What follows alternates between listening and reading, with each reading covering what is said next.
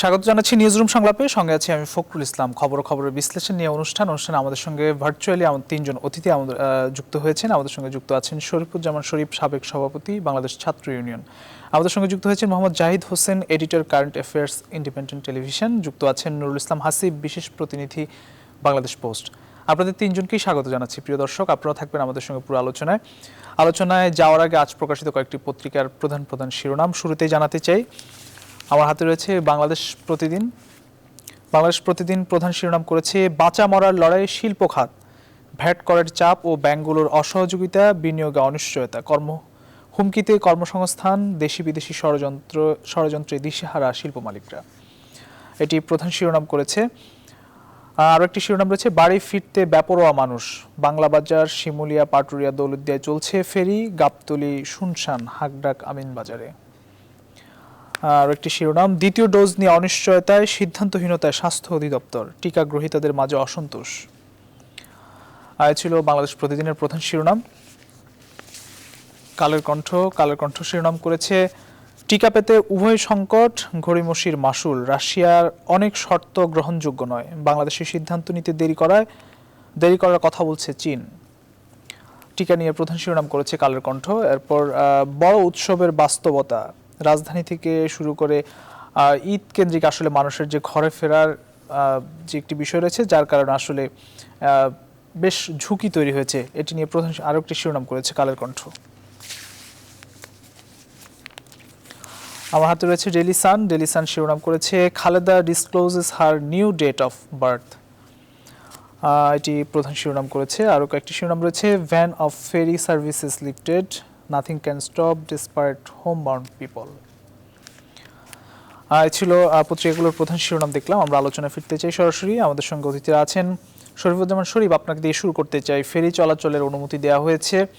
আমরা গতকাল দেখেছি যে সন্ধ্যার পর সেটি ফেরি বন্ধ করে দেওয়ার কথা বলা হয়েছিল, পরে আবার ঠিকই সন্ধ্যার পরে চলেছে। আসলে গত কয়েকদিন ধরে যেভাবে গাদাগাদি করে মানুষ গেল, আসলে বেশ বড় ধরনের একটি ঝুঁকির মধ্যে পড়তে যাচ্ছে বলেই মনে হচ্ছে। আপনার কাছে কি মনে হয় এবং আপনার পর্যালোচনা জানতে চাই। একই সঙ্গে যে আমরা ঈদ পরবর্তী যে সতর্কতা, সেদিকেও কি নজর দেওয়া উচিত কিনা এখন থেকে? আপনাকে ধন্যবাদ, দর্শক শ্রোতাদেরকে ধন্যবাদ এবং আরো যে দুজন আলোচক আছেন তাদেরকে শুভেচ্ছা।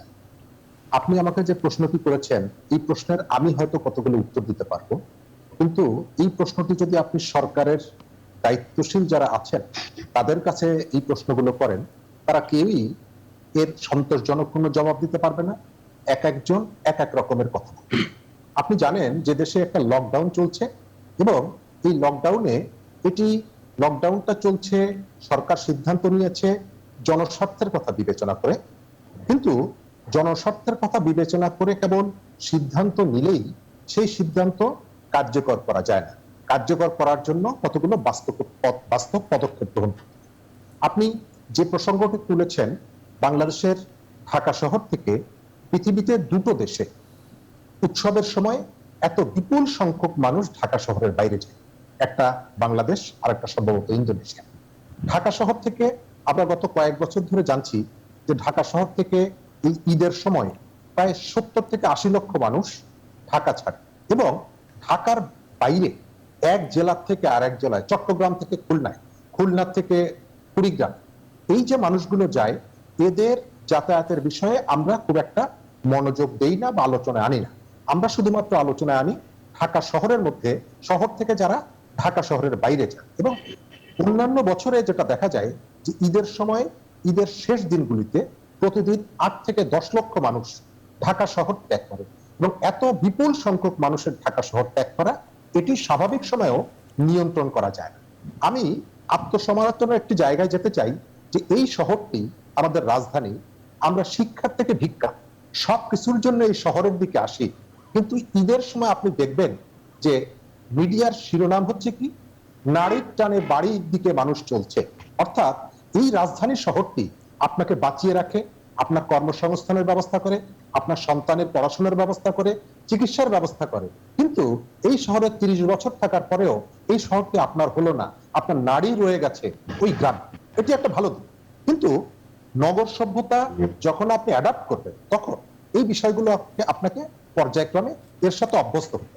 যে প্রশ্নটি আপনি করেছেন ঢাকা থেকে বাইরে যাওয়ার ক্ষেত্রে, আমরা জানি যে বাংলাদেশের দক্ষিণ পশ্চিমাঞ্চলে এখনো পদ্মা সেতুর কারণে ফেরির মাধ্যমে অথবা লঞ্চ পারাপারের মাধ্যমে নদী পার হয়ে মানুষ যেতে পারে। অন্যান্য জায়গাগুলিতে সরাসরি গাড়ি নিয়ে যাওয়া যায়।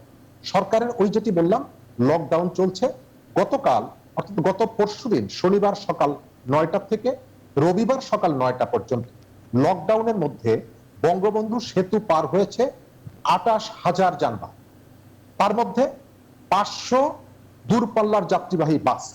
আপনার লকডাউন চলছে এবং সেখান থেকে সরকার টোল বাবদ আয় করেছে 1,87,00,000 টাকা, অর্থাৎ এবং এরপরে যখন হাইওয়ে পুলিশকে জানতে চাওয়া হয়েছে যে লকডাউনের মধ্যে এত সংখ্যক গাড়ি কিভাবে গেল, তারা উত্তর দিয়েছেন আমাদের চোখ ফাঁকি দিয়ে তারা চলে গেছে। আমাদের আইন শৃঙ্খলা রক্ষা বাহিনীর এত বড় সংখ্যক সদস্যের চোখের সমস্যা, এটি আমাদের জানা ছিল। তার মানে হলো আমি যেটা দেখছি সরকার সরাসরি মানুষের সাথে মশকরা। আপনি ব্যাংক খোলা রেখেছেন 4 ঘন্টা, আপনি জানেন যে ব্যাংকের সামনে কি পরিমাণ মানুষ প্রতিদিন গাদাগাদি করে দাঁড়িয়ে আছে।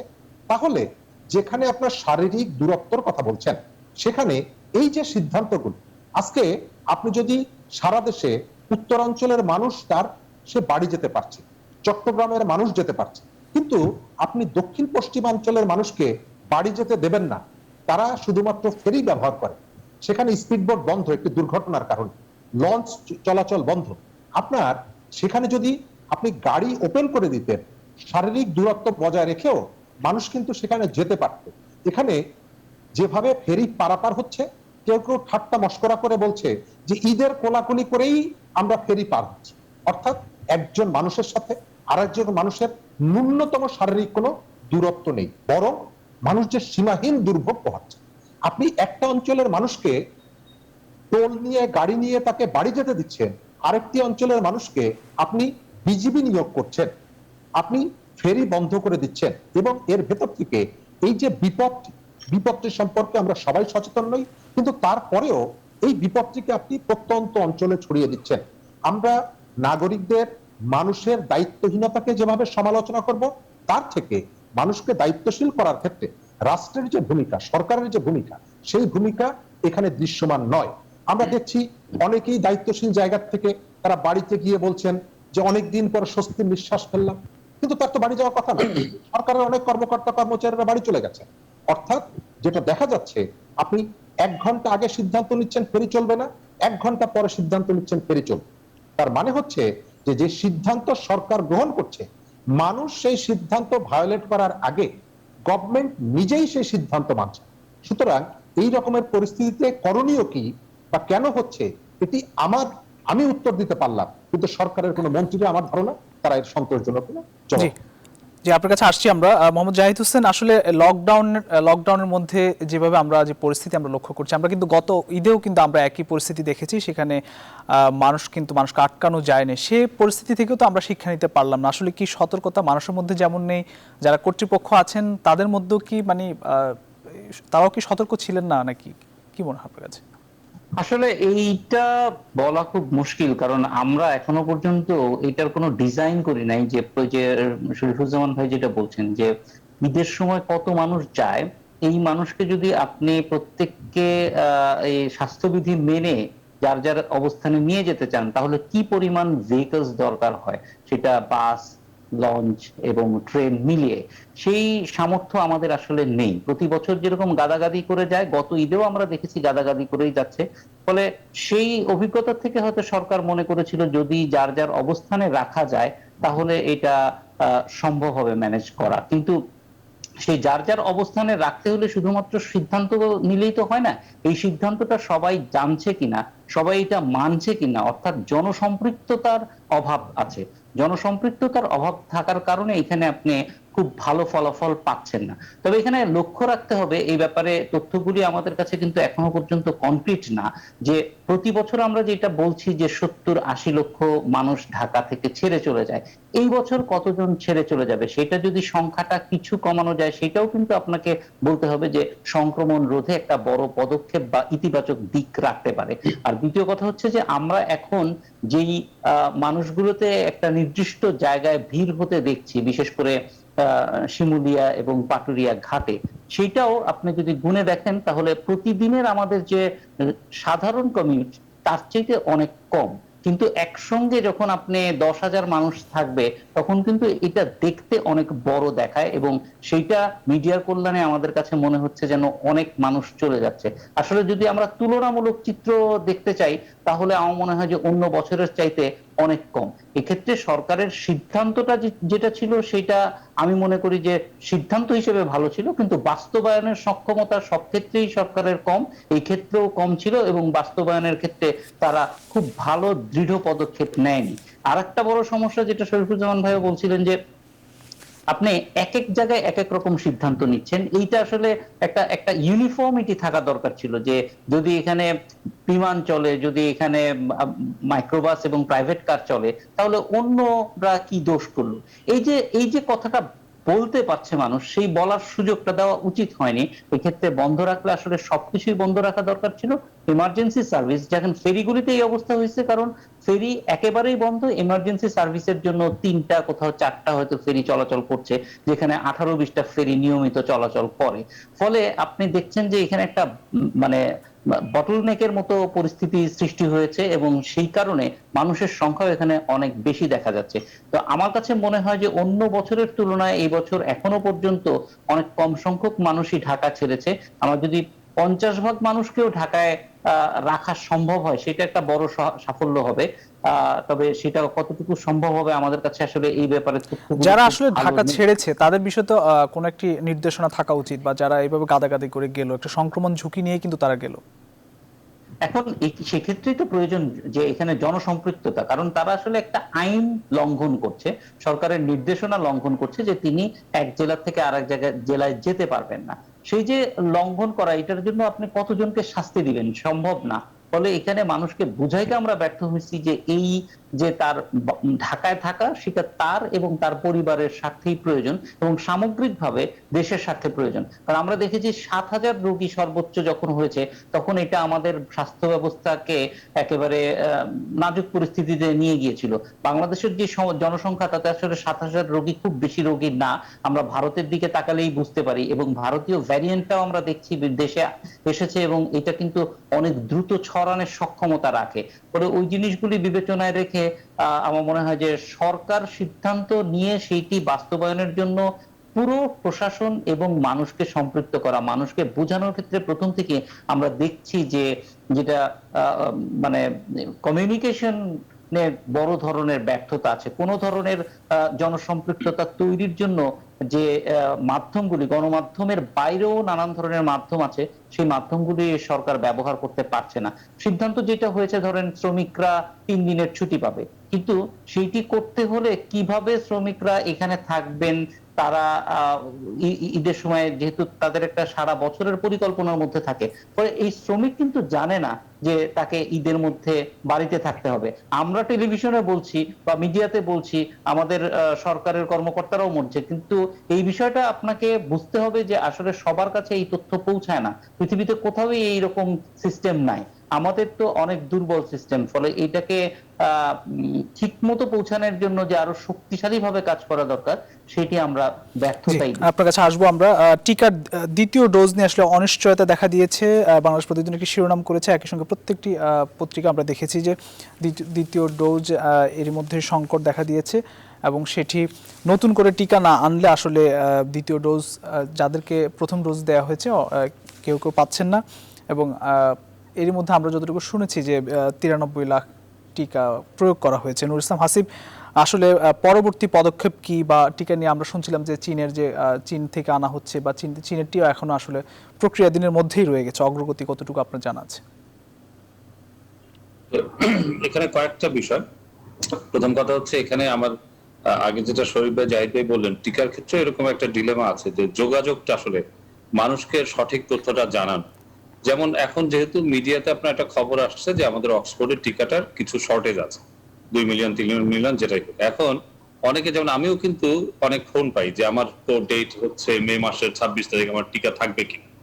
তো এক্ষেত্রে সরকারের এক ধরনের আপনার ব্যাখ্যা থাকা উচিত। যেমন ফর এক্সাম্পল এই সেকেন্ড ডোজের ক্ষেত্রে অক্সফোর্ডের টিকাটা আপনার 2 থেকে 3 মাসের মধ্যে নেওয়া যাবে, তার মানে আপনি 1 মাস ডিলে করতে পারবেন। ঠিক আছে, এখন আমাদের কাছে যে ধরনের ইনফরমেশন আছে, আমি কাজ করতে যেটা দেখেছি যে সেরাম ইনস্টিটিউটের আপনার যে র মেটেরিয়াল ক্রাইসিস ছিল সেটা মোটামুটি মিটেছে, এবং আরো বিভিন্ন রিসোর্সের ফলে মিড জুনের দিকে তার প্রোডাকশনটা আপনার এমন লেভেলে যাবে তখন হয়তো বাংলাদেশ টিকা আসতে পারে। সেটা একটা বিষয়। আর একটা বিষয় হচ্ছে যে আপনার আমেরিকা থেকেও টিকার এক ধরনের কথাবার্তা হচ্ছে, তাদের কিছু সারপ্লাস আছে। তো সব মিলিয়ে আমাদের যেটা ধারণা আর কি, এটা ধারণা বলছি যে আপনার হয়তো সেকেন্ড ডোজটা সরকার দিয়ে দিতে পারবে আর কি। কিন্তু কথা হচ্ছে সেই যোগাযোগটা, মানুষকে যে সেই তথ্যটা জানানো যে আপনার এটা নিয়ে আপনার কোনো অনিশ্চয়তা নাই, কিংবা আপনি উদ্বিগ্ন হবেন না, আপনার 2 মাস হওয়ার পরেও আপনি অপেক্ষা করতে পারবেন, এটা 3 মাস পর্যন্ত অপেক্ষা করা যাবে, এই তথ্যগুলি মানুষের কাছে আসলে নাই, সেজন্য মানুষ বেশি উদ্বিগ্ন। আরেকটা হচ্ছে আপনি চাইনিজ যে টিকার কথা বললেন, আজকে চাইনিজ অ্যাম্বাসাডারের একটা মানে ব্রিফিং ছিল, তিনি টিকা নিয়ে ভালো খবর দিতে গিয়েছেন, দিতে যে আবার কিছু অন্য খবরেও দিয়েছেন, বাংলাদেশকে এক ধরনের নতুন হুমকিও দিয়েছেন। সেটা হচ্ছে আবার অন্য বিষয়, পলিটিক্যাল বিষয়। আপনি জানেন যে এখানে আপনার 4 দেশে একটা জোট আছে, আপনার জোট তৈরি হয়েছে নতুন, সেটার ভিতরে জাপান আছে, মার্কিন যুক্তরাষ্ট্র আছে, অস্ট্রেলিয়া আছে, ভারত আছে, 4টাই বাংলাদেশের মিত্র দেশ। এবং সেই জোটে বাংলাদেশ কোনোভাবে আপনার অংশগ্রহণ করলে সেটা ভারত চায়নার সাথে সম্পর্ক খারাপ হয়ে যাবে, এরকম একটা তিনি হুমকিও দিয়েছেন। আজকে এবং টিকার বিষয় কিন্তু তিনি বলেছেন যে টিকা কিন্তু অপেক্ষা করতে হবে। হ্যাঁ, সেটা ঠিক আছে, আপনি সেটাই বলছি যে এটা ভেরি ইন্টারেস্টিং ডেভেলপমেন্ট, যে এটা আসলে সামনে এখন কোন দিকে যায়। কারণ আমাদের ওই দেশগুলোই, আমি যেটা বললাম, দেশগুলো আমাদের খুবই মিত্র দেশ। বিশেষ করে জাপান তো ধরেন আমাদের খুবই পুরনো পরীক্ষিত বন্ধু, আমেরিকার সাথে আমাদের এক ধরনের সম্পর্ক, অস্ট্রেলিয়ার সাথে, ভারতের সাথে তো বটেই, সেটা নিয়ে আমাদের হয়তো এখানে অনেক লোকজন পলিটিক্যালি এদিক ওদিক থাকে, সেটা ভিন্ন। কিন্তু বাংলাদেশের ফরেন পলিসিতে আমরা দেখেছি, যেমন কিছুদিন আগে আপনি দেখবেন চায়নার নেতৃত্বে একটা মিটিং হয়েছে, সেখানে পাকিস্তান ছিল, ভারত ছিল না, সেখানেই কিন্তু বাংলাদেশ গিয়েছে। এখন বাংলাদেশের তো একটা সভরেইন একটা আপনার তার অধিকার আছে, সে একটা তার সিদ্ধান্ত নেওয়ার, তার ফরেন পলিসি, সে কোথায় যাবে কি না যাবে। তো সেখানে দেখলাম চায়নার রাষ্ট্রদূত আজকে একদম হুমকি দিয়ে দিল যে কোনোভাবে যুক্ত হলেই আমাদের আপনার এই সম্পর্ক, দ্বিপাক্ষিক সম্পর্ক সাংঘাতিকভাবে ক্ষতিগ্রস্ত হবে। তিনি যেটা বলছেন যে সাবস্টেন্সিয়াল ড্যামেজ। তো তিনি যেটা আজকে যেটা বলেছেন যে টিকা যেটা হচ্ছে যে আমাদের 5 লক্ষ সাইনোফার্মের, আপনি জানেন যে তার টিকা 12 তারিখে 5 লক্ষ ডোজ আসবে। 5 লক্ষ ডোজ আসা মানে হচ্ছে 2.5 লক্ষ মানুষকে দিতে পারবেন, এটা গিফট হিসাবে আসবে। সেটা টোকেন, 2.5 লক্ষ মানুষ আমাদের দেশে বড় কিছু না। আমাদের যেটা করতে হবে, আমাদের কমার্শিয়াল প্রকিউরমেন্টে যেতে হবে। কিন্তু সেক্ষেত্রে তিনি যেটা কিছু কথা বলেছেন যে বাংলাদেশ এত পরে যোগাযোগ করেছে, এখন একটা লম্বা লাইন পড়ে গেছে, তো এই সিরিয়াল আসতে আসতে ডিসেম্বর হবে।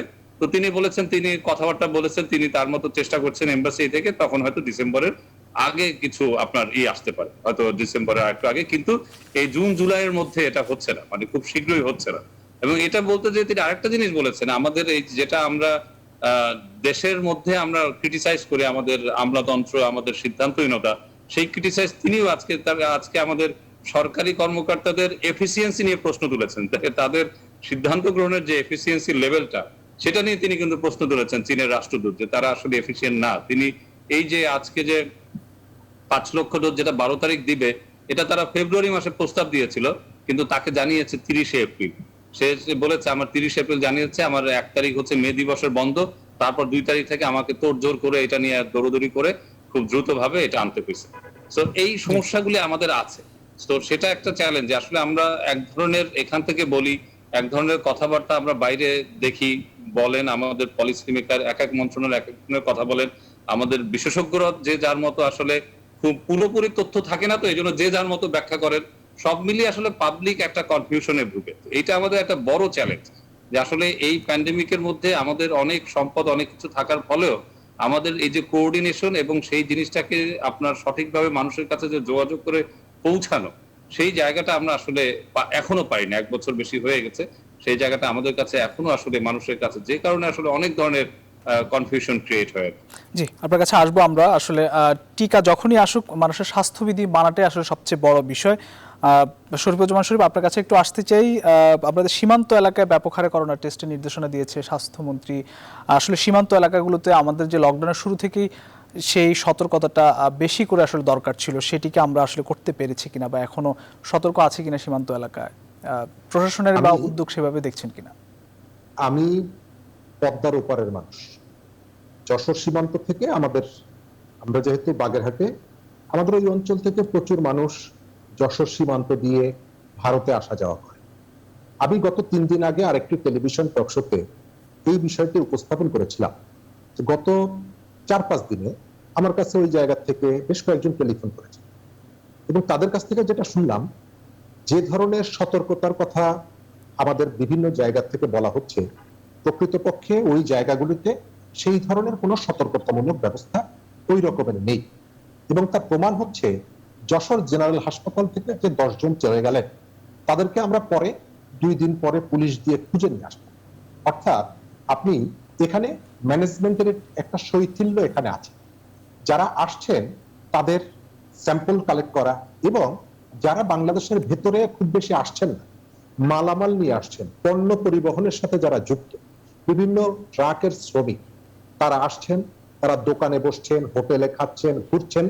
এই অভিযোগটি আমাকে একজনে করেছেন যে তারা গিয়ে কোনো কোনো ট্রাক রেখে কোনো বাড়িতে পর্যন্ত থাকছেন, মানে তাদের দীর্ঘদিনের যে কানেক্ট যে জায়গাগুলো ছিল সেই জায়গাগুলোতে থাকছেন। অর্থাৎ আমরা কথা বলার ক্ষেত্রে যত পারদর্শিতা দেখাই, আমাদের ম্যানেজমেন্টের ক্ষেত্রে, কোঅর্ডিনেশনের ক্ষেত্রে সেই পারদর্শিতাটা আমরা দেখাতে পারি না, এবং সেটি আমরা প্রমাণ করছি।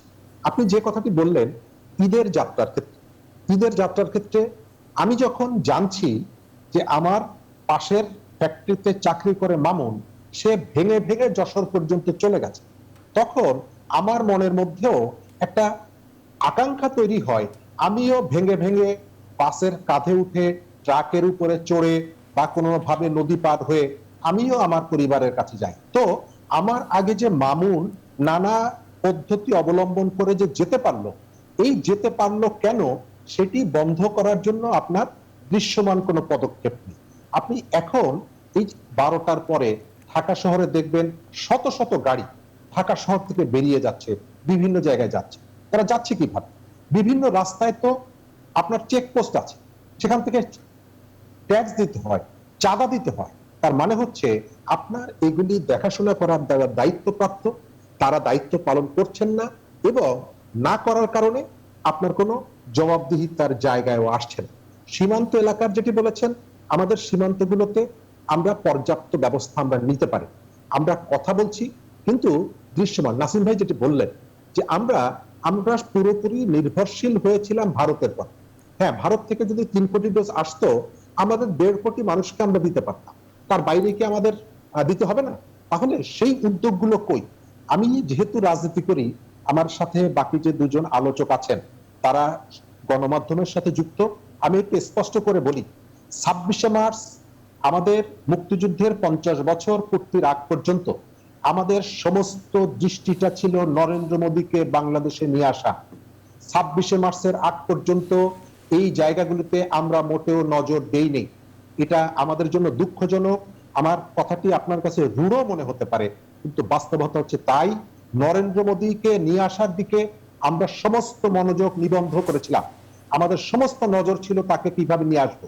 এবং আজকে আপনি যে উদ্যোগগুলো নিচ্ছেন, দুপুরবেলায় পত্রিকায় দেখলাম, আপনাদের বাংলা নিউজ দেখলাম, রাজশাহীতে বিরাট আয়োজন করে 250 তৃতীয় লিঙ্গের মানুষকে সরকার সাহায্য করা হয়েছে। ডিসি সাহেব ছিলেন, স্থানীয় বড় বড় কর্মকর্তা ছিলেন। সাহায্য কি জানেন? তাদেরকে 10 কেজি করে চাল দেওয়া হয়েছে, এবং তারা বিরাট একটা বক্তব্য দিয়েছে।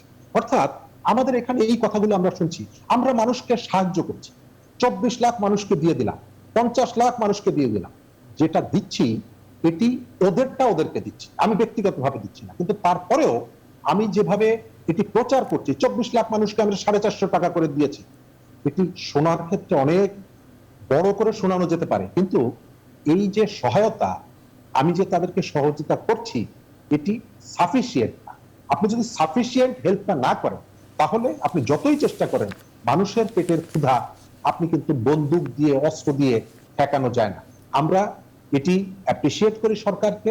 প্রথমেই যখন এখনো আমাদের প্রতিবেশী ভারতে আলোচনা হচ্ছে যে টিকাটি টাকার বিনিময়ে দেওয়া হবে নাকি বিনা পয়সায় দেওয়া, আমি আপনাদের এই অনুষ্ঠানেও বলেছি, কয়েকটি বিহারে সেখানে নির্বাচনী প্রচারণায় ভারতের প্রধানমন্ত্রী গিয়ে বলে এসেছিলেন যে আমাদেরকে যদি ভোট দেন আমরা বিনামূল্যে আপনাদেরকে টিকা দিব। কিন্তু আমাদের এখানে সরকার তার সীমিত সাধ্য নিয়ে এখানে মানুষকে টিকা দেওয়ার উদ্যোগ গ্রহণ করেছে, যদিও অনেক জায়গায় এই বিষয়গুলো নিয়ে প্রশ্ন আছে, কিন্তু সরকারের যে উদ্যোগটা সেটিকে অ্যাপ্রিসিয়েট করি। কিন্তু আপনি যদি একটা ভালো কাজ শুরু করে সেটি যদি সফলতার সাথে শেষ করতে না পারে, তাহলে ওই যে শুরুটা করলেন ভালো কাজটি আর কোনো মূল্য থাকে না। আমরা এখানে দেখছি ভালো কাজ শুরু হচ্ছে কিছু কিছু ক্ষেত্রে, কিন্তু সেটি আপনি কন্টিনিউ করার ক্ষেত্রে যে ধরনের অ্যারেঞ্জমেন্টটা থাকা দরকার, যে ধরনের প্রস্তুতি থাকা দরকার, সেই প্রস্তুতি আপনার মধ্যে নেই, সমন্বয় নেই, সমন্বয়হীনতা আছে। সকালে একজন একরকমের সিদ্ধান্ত দিচ্ছে লকডাউনের সিদ্ধান্ত দিচ্ছে কে? লকডাউনের সিদ্ধান্ত দিচ্ছে সংস্থাপন মন্ত্রণালয়। সারা পৃথিবীতে লকডাউন এসেছে স্বাস্থ্য মন্ত্রণালয়ের অধীনে, তারা ঘোষণা দিয়েছে। আমার এখানে ঘোষণা দিচ্ছে সড়ক যোগাযোগ মন্ত্রী একবার ঘোষণা দিচ্ছেন, আবার সংস্থাপন মন্ত্রী আবার ঘোষণা দিচ্ছেন। সকালে হেরি বন্ধর সিদ্ধান্ত নিচ্ছেন একজন, আর সেই সিদ্ধান্ত আমরা একদম শেষ পর্যায়ে চলে এসেছি। এই যে কাজগুলো হচ্ছে এটি আপনাকে বন্ধ করতে হবে। জি, অসংখ্য ধন্যবাদ, থাকুন আপনি আমাদের সঙ্গে। আমরা বাংলাদেশ প্রতিদিন আরো একটি শিরোনাম দেখলাম, বাঁচা মরার লড়াই শিল্প খাত। এখানে বলা হয়েছে যে দেশি বিদেশি ষড়যন্ত্রে শিল্প মালিকরা একই সঙ্গে কর্মসংস্থানের হুমকি যেমন রয়েছে, ব্যাংকের অসহযোগিতা আছে, বিনিয়োগে অনিশ্চয়তা আছে। জনাব জাহিদ হোসেন, আপনি যদি এই বিষয়ে কোনো পর্যালোচনা বা মন্তব্য থাকে আপনার। খুব কঠিন, কারণ শিল্প নিয়ে আসলে কথা বলা, কিন্তু যতটুকু আমরা দেখি সেখানে একটা জিনিস বলতে পারি যে শিল্প বান্ধব শব্দটা অনেক বলা হয়, কিন্তু প্রকৃত অর্থেই শিল্প বান্ধব না আমাদের দেশ এখনো পর্যন্ত। এটা পলিসি লেভেলেও সেইভাবে আমরা দেখি না যে শিল্পকে সমর্থন করে। কারণ একটা জিনিস মনে রাখতে হবে যে শিল্পের মাধ্যমে কিন্তু আমরা কর্মসংস্থান করি, এবং কর্মসংস্থানটা একটা সরকার এবং একটা দেশের মৌলিক যে কাজ থাকে তার মধ্যে একটা। তো সেই ক্ষেত্রে আমরা মানে শিল্প বান্ধব না, এই জন্য বলছি যে নানান ভাবে আসলে শিল্পের বিকাশের ক্ষেত্রে আমরা বাধা তৈরি করি, এবং সেই বাধাগুলি সবসময় মনে হয় যেন উদ্যোক্তারাই সব দোষ করছেন, আর সরকার বা অন্যরা যে, বা ইভেন ব্যাংক ব্যবস্থা যেটা যেটা পুঁজির একটা বড় যোগানদার, তারাও যে সমস্যাগুলি তৈরি করছে সেগুলি আলোচনার মধ্যে খুব একটা আসে না। ফলে শিল্পর ক্ষেত্রে আমরা এক ধরনের ভিলেন দাঁড়া করে ফেলেছি ব্যবসায়ীদেরকে, এবং সেইটা আমার মনে হয় যে শিল্প বিকাশের জন্য একটা বড় প্রতিবন্ধকতা। ব্যবসায়ীরা যখন বলেন যে তাদের ট্যাক্সেশন এবং অন্যান্য যেসব বিষয় আছে সেগুলি সমস্যার সমাধান হওয়া দরকার, সেগুলি আমরা দেখি না সমস্যার সমাধান হয়। এবং সরকারের যে অ্যাপ্রোচটা সেটা হচ্ছে অল্প মানুষকে বেশি ট্যাক্সের আওতায় নিয়ে আসা, সেটা বরং উল্টো হওয়া উচিত, যে বেশি মানুষকে কম ট্যাক্সের আওতায় নিয়ে আসা। এবং সারা পৃথিবীতেই এই চর্চাটা আছে, আমাদের এখানে আমরা দেখি যে এটা খুবই কম। তো আমি মনে করি, আমি যতটুকু পর্যবেক্ষণে দেখি সেখানে দেখি যে অন্য যে কোনো দেশের চাইতে বাংলাদেশে ব্যবসা করা কঠিন, সেটা ওয়ার্ল্ড ব্যাংকও বলছে। এই কঠিনটা এই জন্য না যে ব্যবসায়ীরা বা শ্রমিকরা বা কর্মচারীরা কাজটা করতে পারছেন না, মূল সমস্যা কিন্তু ওই আপনার যে রেড টেপিজম আছে, আপনার আমলাতান্ত্রিকতা আছে, সেইখানে জটিলতা। আপনি একটা ব্যবসা শুরু করতে 2 থেকে 3 বছর সময় লেগে যায়, এবং এই 2 থেকে 3 বছর যে আপনি বিনিয়োগটা করছেন সেটার তো একটা কস্ট অফ ইনভেস্টমেন্ট আছে। শেষ পর্যন্ত সেই হিসাবটা কিন্তু চুকাতে হয় ওই কস্ট অফ গুডস সোল্ড দিয়ে, তার মানে সেটা আপনার আমার পকেট থেকেই যাচ্ছে। এগুলি যদি আপনি স্মুথ করতে না পারেন তাহলে অবশ্যই এটা হবে। আপনি দেখেন ঢাকা শহরে শিল্পের প্রোডাক্টটা যেখানে আপনি বিক্রি করছেন সেই বিপণী বিতানগুলি কত ভাড়া, সেই ভাড়ায় আপনি একটা কম্পিটিটিভ ইন্ডাস্ট্রির প্রোডাক্ট কিভাবে বাজারজাত করবেন? ফলে যেটা হচ্ছে যে বিদেশি যেসব প্রোডাক্ট আছে সেগুলি বাংলাদেশে অনেক সহজেই ঢুকতে পারছে, কারণ আমরা এই কম্পিটিটিভনেস এর মধ্যে রাখতে পারছি না।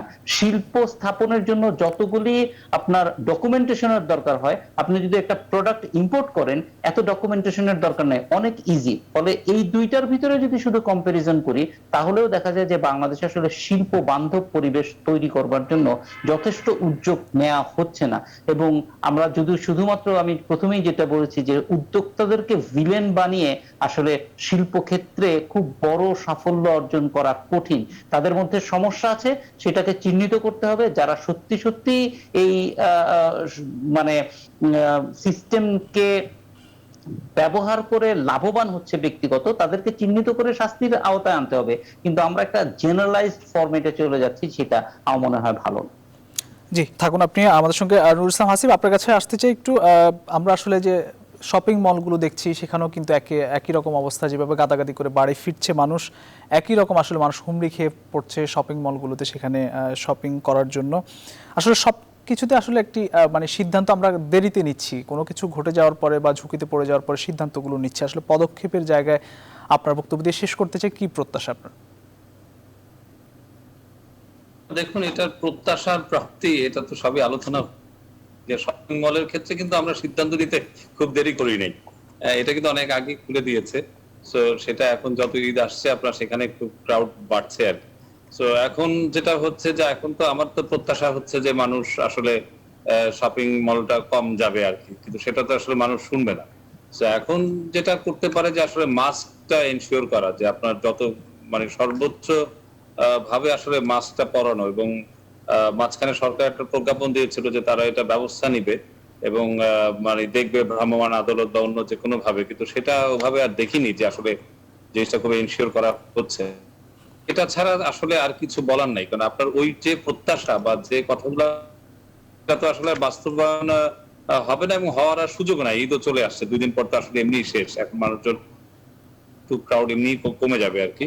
তো এখন প্রত্যাশাটা আসলে মাস্ক ব্যবহার করতে হবে, এবং যতদূর সম্ভব আপনার ইনফরমেশন দেওয়া যে আপনার পরিবারে কারো যদি জ্বর বা অন্য কোনো সিমটম থাকে, আপনি যত দ্রুত সম্ভব একটু আইসোলেশনে থেকে, মানে পরিবারের অন্যান্য সদস্য থেকে একটু দূরে থেকে, যাতে রোগটা কম ছড়ায়। আসলে এইভাবে আসলে ছাড়া আমি আর দেখছি না, কারণ আমরা তো আর বাকিটা জানি, কিন্তু সেটা তো আসলে হচ্ছে না বা হবেও না। তো এখন যে জিনিসটা হচ্ছে সেই প্রেক্ষাপটে কিভাবে মানুষকে হেল্প করা যায়, সেটাই মনে হয় এখন। এছাড়া আসলে আমার আর এই বিষয়ে খুব একটা বলার কিছু নাই। জি, অসংখ্য ধন্যবাদ আমাদের সঙ্গে যুক্ত থাকার জন্য মোহাম্মদ জাহিদ হোসেন, শরীফুজ্জামান শরীফ এবং নুরুল ইসলাম হাসিব। আপনাদের তিনজনকে ধন্যবাদ জানাচ্ছি। প্রিয় দর্শক, নিউজরুম সংলাপ আজ এ পর্যন্তই। আবার দেখা হবে একই সময় আগামীকাল। শুভরাত্রি।